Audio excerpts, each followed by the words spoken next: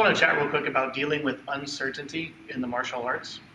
When we're training for, let's say, a really competitive match, tournament, or even if we have get in a fight situation, there's a lot of uncertainty there.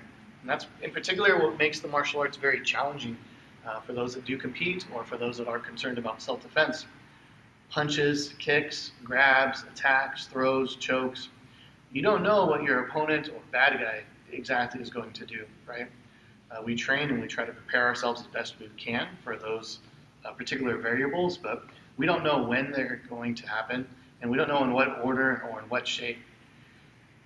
What we do is try to expose ourselves to those and approach our training from an educated viewpoint, right?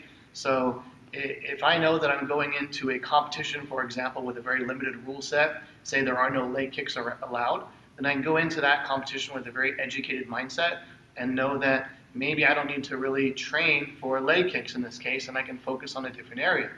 And we can transfer that same knowledge to other uncertainties as well. So right now in particular, there's a lot of uncertainty going on. Some people are wondering and curious, is my business going to close up? Am I going to be able to go to work tomorrow?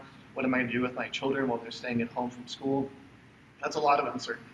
Let's try to approach it from an educated, calm viewpoint as best that we can. I'm certainly no medical professional. I can't tell you what to do, but I know that we can translate the things we've learned from the martial arts into those things. On the other side of the equation, you have some people that are isolating themselves, which by her recommendations is a good thing to do. But we thankfully have all this wonderful technology where we don't have to completely isolate ourselves 100%. In the martial arts, for example, I can't really train by myself. I mean, I can, but I'm not going to get the best results, right? We need teachers, mentors, people that can help us learn martial arts. We need people to train with. We need training partners to make sure that our training is effective. And on a higher level too, I need students too as a teacher. We need to be able to pass on information, otherwise it leaves with us. Well, in other areas of our lives, let's make sure we're not isolated completely.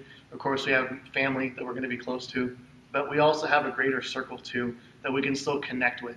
And connection, I think, is very important in the martial arts, whether it's a physical connection, like for grappling, a connection with your partner that you're sparring with or practicing techniques with, or a connection from me to you right now who's watching this, or maybe training online, whatever connection that is. We need to make sure we retain those connections with our community right now, and that's really important. So that's just something I wanted to share with you guys to make sure that we're connecting still with our martial arts because we're still a community, and we're still approaching uncertainty with an educated mindset, kind of knowing as best we can what we're getting into, so that we can bring some calmness to the situation. Having that connection is the one stability that we do have. It's one thing that we can certainly control is our friends and our neighbors and staying connected in those ways.